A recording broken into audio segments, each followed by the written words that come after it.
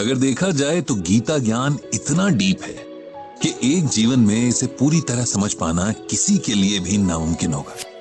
लेकिन अगर इस महासागर से कुछ मोती भी हम चुन पाए तो समझिए कि ये जीवन सफल हुआ। आज के लिए बस इतना ही, बाकी कल। इतना लिखकर बृजभूषण जी उर्फ पंडित जी ने अपने गीता ज्ञान ब्लॉग की पोस्ट को एंड किया। देखिए, पोस्ट तो खत्म कर दी, लेकिन पंडित जी का मन अभी भी ब्लॉग पर आए एक सवाल पर ही उलझा हुआ है। ऐसे तो रोज ही उनके पाठक उन्हें सवाल भेजते रहते हैं, जिनका इंतजार भी उन्हें हर दिन रहता ही है। आज एक नया सवाल है, या यूं कहें कि अपनी कहानी किसी ने भेजी जिसने पंडित जी के मन को उलझा कर रख दिया। ये मेल किसी नए पाठक का था, जो कि इस तरह से था। पंडित जी नमस्कार, मैं आपको कोई सवाल ना भेजकर अपने जीवन की अब तक की कहानी भेज रहा हूं और आपसे उम्मीद करता हूं कि आप इसे पढ़कर अब मुझे आगे अपने जीवन में क्या करना चाहिए इस बारे में बताएंगे। मेरी कहानी कुछ इस तरह से है। मेरा नाम उदय है। मैं उत्तर प्रदेश के एक छोटे से गांव से हूं। मेरे पिता एक किसान थे इसलिए लिख रहा हूं क्योंकि अब वे इस दुनिया में नहीं है। मेरे पिता कोई बड़े इंसान तो नहीं थे, लेकिन एक बात जो मैं अपने बचपन की यादों के आधार पर कह सकता हूं वो ये कि वे जब तक रहे उन्होंने मां समेत हम तीनों भाई बहनों को कोई कमी नहीं होने दी। हालांकि उनका साया हमारे सर से बहुत जल्दी उठ गया था।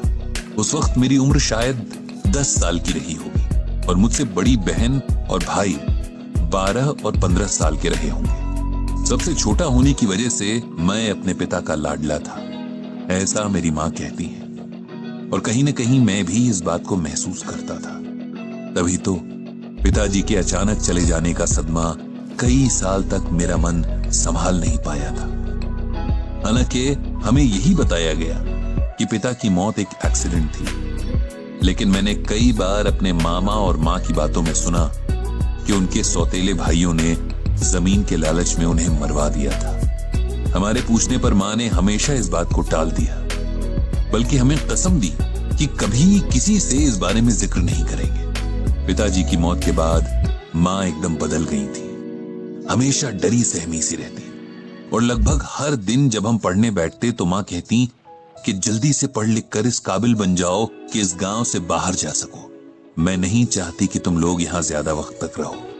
समय बीतता गया, हम तीनों को जैसे तैसे मां पढ़ा रही थी। उनकी सख्त हिदायत थी कि पढ़ाई के अलावा हमें और किसी बात पर ध्यान नहीं देना है। अक्सर मेरे सोने के बाद बड़ी बहन और भाई कुछ बातें करते, जिनमें से मुझे बस यही समझ आता कि एक एक करके हमारी जमीनें पिता के सौतेले भाइयों ने हथिया ली हैं और हमारे पास खेतों के नाम पर बस कुछ टुकड़े ही बचे हैं। ये भी कि मां धीरे धीरे अपने गहने बेचकर हमारा पेट भर रही हैं। इन सब बातों को सुनकर मुझे बहुत दुख होता, लेकिन मैं किसी से बता नहीं सकता था। मां का सख्त ऑर्डर था, और वैसे भी मेरा दुख सुनने वाला था ही कौन। समय के साथ बड़ा भाई आगे की पढ़ाई करने के लिए शहर चला गया था। इसके लिए भी मां ने अपने गहने ही बेचे थे। बहन ने आगे पढ़ाई की जगह सिलाई सीखने की इच्छा जताई, तो मां ने उसे पड़ोस के गांव के स्टिचिंग सेंटर में एडमिशन दिलवा दिया। मां खुद उसके साथ जाती और उसकी वापसी के वक्त तक केंद्र के बाहर बैठकर इंतजार करती, फिर दोनों साथ ही वापस आते। मैं बहन को चिढ़ाता कि इतनी बड़ी होकर के भी अकेले आ जा नहीं सकती। मैं नहीं जानता था कि मां किस डर से उसके साथ जाती थी। मैं, जिसने हर वक्त मां से बस यही सुना कि किसी तरह इस गांव से निकल जाना है। खेतों के नाम पर जो चंद टुकड़े बचे थे, मां उनमें बहुत मेहनत से फसल लगाती। हालांकि उनसे फसल के नाम पर कुछ भी ना निकलता, लेकिन मां उन खेतों को बंजर नहीं छोड़ना चाहती थी। तो कहती कि उनके स्वर्गवासी सास ससुर और पति की निशानी है ये खेत। इन्हें जब तक हो सकेगा आबाद रखूंगी। मेरे बाद तुम लोग जो चाहे करना। मैंने उन खेतों के प्रति मां का गहरा लगाव महसूस किया था। जितनी देर वो खेतों में काम करती, खुश दिखती, घर लौटते ही उनके चेहरे पर अजीब सा डर और उदासी फैल जाती। इस दौरान भाई की ठीक ठाक नौकरी लग गई थी, तो उसकी मदद से घर के हालात संभलने लगे थे। मेरी स्कूल की पढ़ाई पूरी हो गई थी और मामा ने बहन के लिए भी कोई अच्छा रिश्ता देखकर उसकी सगाई करवा दी थी। अब मुझे भी गांव से बाहर जाकर आगे की पढ़ाई करनी थी। बहन की शादी के बाद माँ को एकदम अकेले ही गांव में रहना होगा, ये सोचकर मुझे बहुत बुरा लगता था। भाई के लाख समझाने पर भी माँ हमारे साथ शहर नहीं आई। उनका कहना था कि वो खुश हैं कि हम लोग गांव से निकल गए, अब वो आराम से रह सकती हैं। गांव के घर में पिताजी की यादें हैं जिन्हें छोड़कर वो कहीं नहीं जाएंगी। अब भी माँ अपने खेतों में लगातार काम करती थी। रोज खेतों में जाना उनका रूटीन था। जैसे मंदिर जाकर शांति मिलती है, उन्हें इन खेतों में वही शांति मिलती थी।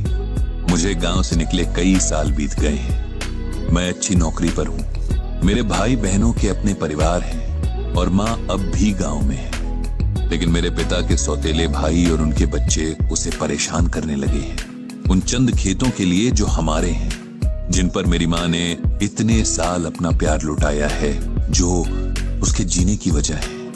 ये सब बातें मुझे गांव से शहर मिलने आए एक दोस्त ने बताई हैं। मेरे भाई का कहना है कि माँ कभी नहीं चाहेंगी कि हम किसी लड़ाई में पड़े, और वो भी नहीं चाहता, क्योंकि अब उसकी अपने परिवार के प्रति जिम्मेदारियां हैं, वो उन्हें निभाना चाहता है। कुछ जमीन के टुकड़ों के लिए उन जंगली लोगों से नहीं लड़ना चाहता है, जिन्होंने पहले भी खेतों के लिए हमारे पिताजी की जान ले ली थी। पंडित जी, मेरी कहानी यहीं पर रुकी है। मुझे क्या करना चाहिए? अपना हक और अपनी माँ के सम्मान के लिए लड़ना चाहिए या ये सब नजरअंदाज कर देना चाहिए? इस बारे में गीता ज्ञान क्या कहता है? मुझे उम्मीद है आप मुझे कोई अच्छी सलाह जरूर देंगे। आपके जवाब की प्रतीक्षा में उदय के पत्र को अच्छे से पढ़कर उसकी परिस्थिति को समझकर पंडित जी ने उसे जवाब लिखा। प्रिय उदय, तुम्हारी जीवन कथा पढ़ी, तुम्हारे संघर्षों ने मुझे प्रभावित किया। अब जो सिचुएशन तुम्हारे सामने सवाल बनकर खड़ी है, वो लगभग वैसी ही है जैसी सिचुएशन में भगवान श्री कृष्ण ने अर्जुन को गीता का ज्ञान दिया था। तुम्हारे लिए गीता ज्ञान के महासागर से ये मोती चुनकर लाया हूं। इसे ध्यान से पढ़ो, समझो और अपने आगे का रास्ता तय करो। हतो व प्राप्स्यसि स्वर्गम जित्वा व भुक्ष्यसे महिम तस्मात् उत्तिष्ठ कौन्तेय युद्धाय कृत निश्चयः। यह श्लोक गीता के दूसरे अध्याय से लिया गया है। इसका अर्थ है कि हे अर्जुन, यदि तुम युद्ध में वीर गति को प्राप्त होते हो तो तुम्हें स्वर्ग मिलेगा, और यदि विजयी होते हो तो धरती का सुख पाओगे। इसीलिए उठो हे कौन्तेय और निश्चय करके युद्ध करो। अर्जुन भी तुम्हारी तरह संदेह की स्थिति में थे कि क्या करें। एक तरफ उनके और उनके परिवार के सम्मान का प्रश्न था, तो दूसरी तरफ युद्ध भी अपने ही भाइयों, मित्रों और गुरुओं से लड़ना था, जिसकी गवाही उनका मन नहीं दे रहा था।